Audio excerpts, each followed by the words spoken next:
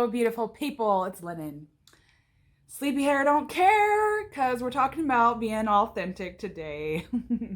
Not authenticity in terms of like, I guess, YouTube or, being a content creator or whatever the hell you think that this is about. This is actually about a movie that I just watched. I just, yesterday, okay, I was sitting at home, okay, I rarely watch TV, but as we do, we go through cycles, right, where I don't know, we just want to veg out, okay, we just want to Netflix, and we don't want to care, we don't want to focus too hard on our responsibilities, I guess you could say. I tend to get like that in my, with my menstrual cycle, like a few days before that happens, before she comes to visit, I find myself drained of all energy. That I find myself wanting to just veg out in front of the TV. Okay? I mean, not that you guys needed a preface as to why Lennon wanted to watch a damn movie. But anyway, so sometimes I get into, I get into wanting to soothe the inner child, I guess you could say, inside myself, and I turn on Disney Plus. I turn on Disney Plus, and I may or may not watch a Disney movie, it really just depends. And I found on there the recent movie, I think it came out last year sometime, called Stargirl, okay? That singer that she came on with an original song on either Something's Got Talent, America's Got Talent, or The Voice, or I don't know, something like that, some kind of show. Anyway, she stars in this movie. I guess when I saw the trailer, because, sometimes when you're not familiar with it, you need kind of like a backstory a little bit.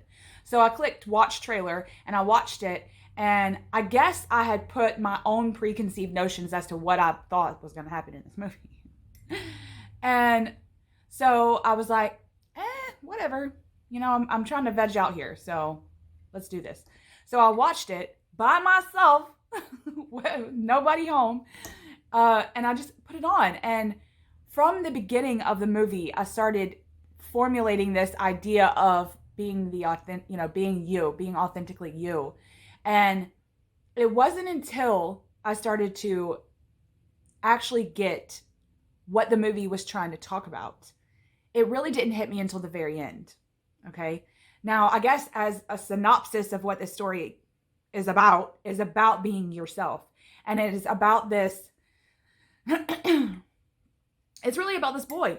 And I think that there was some aspects of himself that he wanted to show people. He wanted to be his authentic self. And he got ridiculed for it. And he got bullied. And of course, that touched my soul right there. Being who you are and getting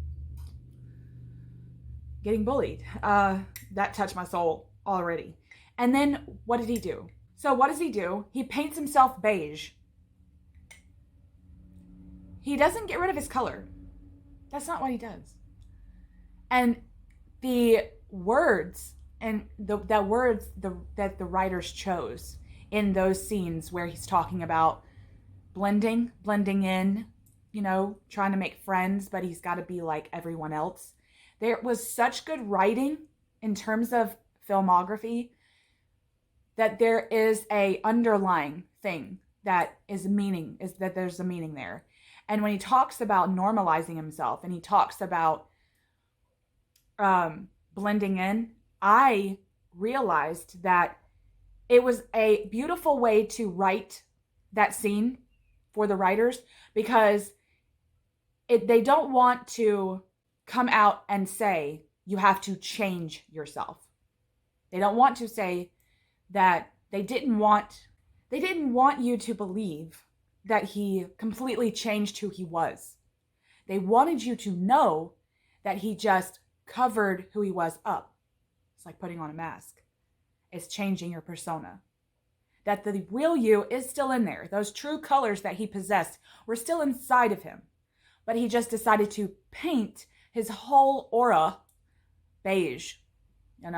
Like this blended color. All right? That's why I'm donning all my color today. I was like, ooh, I'm with you, boy. And first and foremost, as an adult watching this, I felt severely sad for the inner child that was Lennon, that wanted to wear what she wanted to wear, and she wanted to be colorful, and she wanted to be flamboyant, and that just shit was not acceptable. Now, what I did, okay, I'll give you a little secret about Lennon, is instead of blending myself, instead of painting myself beige, I was myself to a fault that was, it was I was walking a fine line. I was authentically myself. I was flamboyant and bolsterous, you know, to like where it would be like I was standing on a precipice of acceptable to society, like where I wouldn't be the crazy girl. But then I had no friends. Yeah. Crazy. Because I guess I didn't realize how to paint myself beige. I didn't know how to do that. And so we're going to get to that. So then, okay, who comes on the scene but Stargirl? Okay. And she's donning this cool ass, wardrobe people, costume designer magic here. Okay. Now, I was in theater, so I pretty much know about costumes and what they could mean and their symbolism and things like that. There's always something going on in the costumes. The way in which the costume designers designed Stargirl's costumes for this movie was phenomenal. The color in a sea of denim and khaki and, nautical stripes in a hoodie, for this whole mass of the Sleepy Town's costumes, she really, really stood out. And I think that the only way they could have achieved that was with costumes that really popped. Okay. And they did a fantastic job. I really didn't want to criticize this film. Okay. That wasn't the purpose of this video. So anyway, she walks into the scene. She's new to town, right? She's a new girl. But instead of the boy who was the new boy, who was the new person in the school that painted himself beige, she didn't know how to do that. I don't think that she felt like she needed to. She'd been homeschooled her whole life and really wanted to settle down somewhere and have friends and, get to know people, being her authentic self. And so when she came in, she started making these changes started to arise at the school. They started to win awards. They started to fight for themselves, and they started to bloom out. Basically, they used the subject of school spirit as a way to expedite the message here, is that she was deemed as this magical being for changing the school. They donned her with these, like, as being a good luck charm even, like, because she was so true to herself. And I felt that too. I felt that this was a huge responsibility to place on someone else. And it's about how when we can't be our authentic self, we try to find ways to blame other people that we believe are being their authentic self. And we put these people that we believe in an act of anger and in an act of righteousness for ourselves as a way to fight back for the authentic self that lives inside of us. We place these others on pedestals. Okay? When you think about when you're jealous of someone or when you idolize something, it's the same kind of concept, that we place these beings or these other people that we believe are being more than us. It's not so much that we value them or even give ourselves a chance to get to know this person, because that's what happened in this movie. No one was really getting to know her. They just donned her all these labels as like good luck charms and things like that, and placed her up on this pedestal. And I believe it was these children's way of fighting back for the authentic self that they thought that they couldn't be themselves. I think that's what's happening. Anyway, some shit happens and she gets knocked off her pedestal pretty fast, okay? Because this is what happens, okay? Anyway, even if these people aren't being their authentic self and they get placed on a pedestal, it's so that society can knock them down someday, okay? That's pretty much the message of media. Sorry. The movie really struck me First of all, for the bullying aspect. Second of all, for painting yourself beige. You're thinking that you have to fit in and to make friends. And this boy did try to convince her that if she blended in, she would make friends. People would like her more. People wouldn't think that she's this otherworldly being, right? She would be able to fit in. And she tried. And that scene, I'm sorry if this is spoiling it for you guys, but go watch it, okay? There's this one scene that she dons, I guess what this movie considers normal clothes, but I hate that word. Blended in clothes. She painted herself beige for a scene.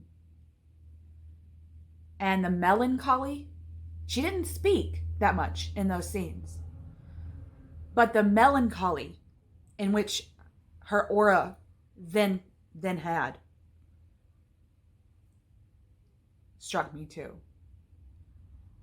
I thought, this is the face, okay, that this usually happy person, that this usually flamboyant person that is finding the silver linings in things and being the school's good luck charm, she blended herself down. She blended herself in to this beautiful fruit smoothie, okay, and turned herself this brownish gray color. She was no longer that feeling that she had, that happiness that she had outwardly was no longer there. And the subtleties in the movie, in the filmography of this, perfect. In a scene where she would have normally smiled, or a scene where she would have normally laughed out loud, loudly, didn't happen. And I thought, holy shit, that was something very subtle for the writers to do, to tell us that Stargirl wasn't happy blending in. And she wasn't going to stay that way for long. So anyway, I won't talk anymore about that. I feel like I'm spoiling it for you guys, but please just go watch it. And I don't know, if you're into that kind of thing, analyze it and let me know down below what you think, okay? I think that the authentic self has nothing to do with the clothes that you don, okay? It's all of your personality. I think that for people, it's not about the clothes that we wear. And it really doesn't have to be your outward projection, because that's your persona, okay? That's your ego talking. It's about whether or not you're finding your gifts and knowing when you find them what to do with them.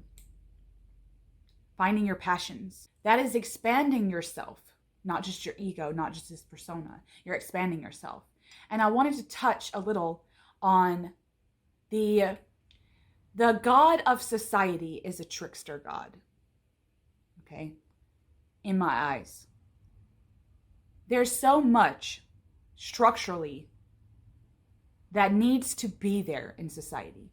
Okay? But then there's a lot of things in the structure of society that is only there to trick you.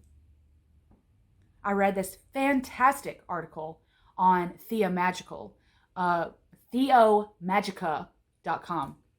I'm going to leave it below. And the article was about Mayat, the Egyptian goddess. And the article was about Mayat, and this author of this particular essay was talking about an epiphany that they had about the end of life. This author used the Egyptian pantheon to map the vision out that they had. And basically, at the end of life, you go through these tunnels, and there's nothing but blackness until you find the tunnel to go down, right? When you go down the tunnel, there's the huge scales, right? And you've got Anubis and Amet there, right? And you've got Mayat there, and you place your heart onto one of the scale buckets, okay? I don't actually know what the scale bucket is called. I know the whole thing is called a scale. Somebody tell me what the buckets are. Anyway, you place your heart in one. And there's a moment of hesitation there from Mayat. And it's a moment that's supposed to be a reflective moment, right? Let's just say, in my opinion, that's what's happening here. There's a moment of hesitation that you need to take, that you need to utilize. Okay. And you start thinking, and I'm going to get back to the trickster God in a second. Okay. I'm going to rail around the circle here. You place your heart in this scale bucket, and you immediately start thinking about all the good things that you've done, all the accomplishments that you had, all the sacrifices you made when you had your babies. You start thinking about all the good stuff that you believe is the important. And that moment, right before Mayat places her feather, her beautiful, oh, look. She places her beautiful feather in the other bucket to measure against your heart, right? And in this vision that this author had,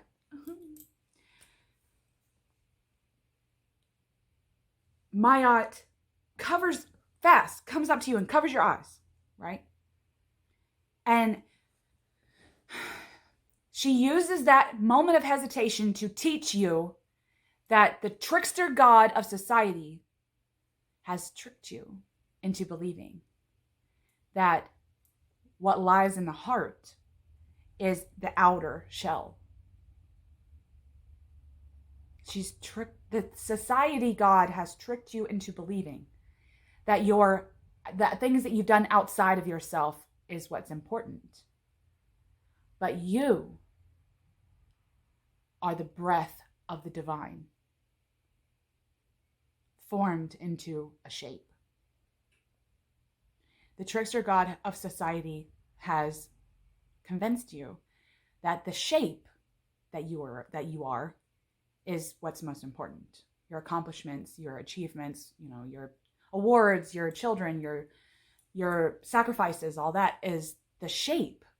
And that's what's important. That's a trick. But if you were the breath, it's the ways in which you have experienced those things that are the importance. It's the invisible things. It's the things in between things. It's the liminal spaces between you not doing anything and you accomplishing said thing. What did you do in the invisible part? In the breath? Did you hesitate? Did you not want to do it? Did you complain? Right? Did you choose not to do something in your life? Right? It's in the in-between spaces. It's in the breaths. It's not in the shape that you've been molded into. It's the breath of the shape. What'd you do with that?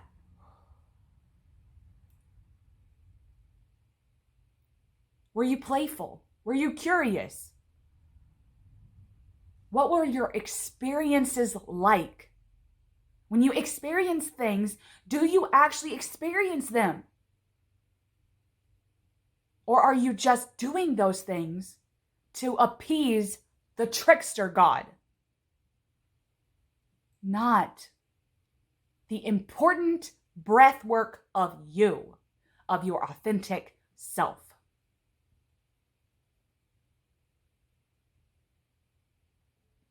I've said this many times on the channel, is that sometimes when I think about being authentic, or when I think about being true to myself, okay, whatever the fuck that means, because it means something different for everybody, because our experiences, the way in which we use the breath of life that is given to us, is going to be different for everyone. I like to kind of think of the end of the road. That's why I have death devotion in my spiritual practice.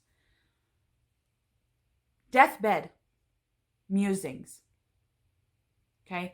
I read an article when I was way young. Okay. Too young. I know I was too young. to have been able to process that at that age.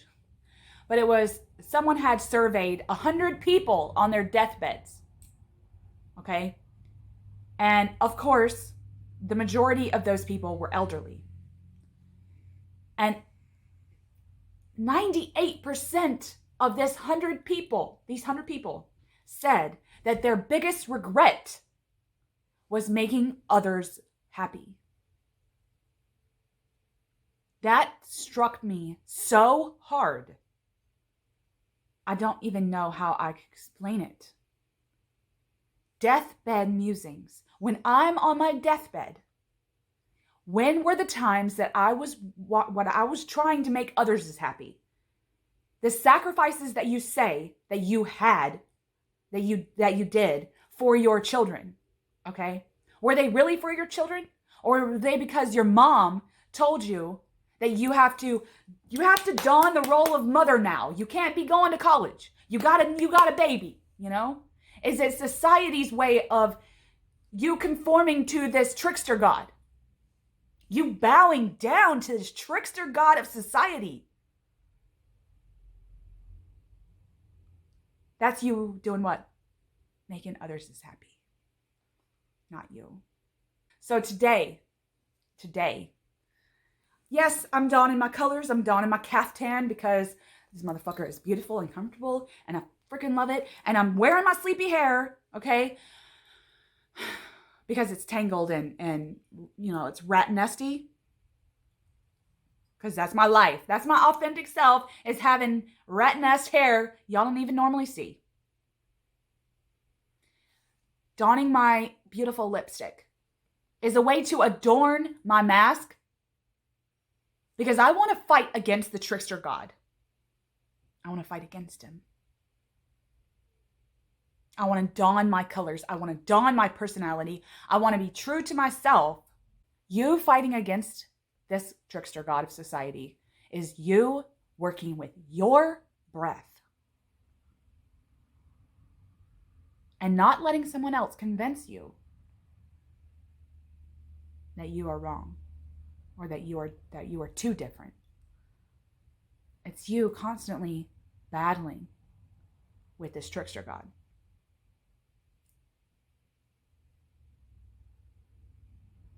So, okay, I've been rambling enough. So go watch, look, just the message here today is don some comfortable ass clothes. Don't give a shit about your hair. Put some feathers in it if you want to be cute. Don whatever the hell you want. I don't care. Watch that movie and really try to analyze it. I know that sometimes movies are just entertainment and they don't mean anything except to entertain you. But I thought it was a beautiful piece of film, and I thought it was beautifully written, and I thought the costume design was on point. And I thought that the message of both Stargirl and this boy, who was a very colorful human being, and decided to color himself beige to blend in and make friends, that he had convinced himself somehow that he would be happy by that. He bowed to the trickster god of conformity. And Stargirl didn't. That's the message there. For me, that's how I analyzed it. So go watch it. Let me know down below what you think of being your authentic self. And I don't know if you've watched it. And maybe you saw it with your family. I don't know. And go do something to work on your breath. The breath that is you, not the shape. Much love, people.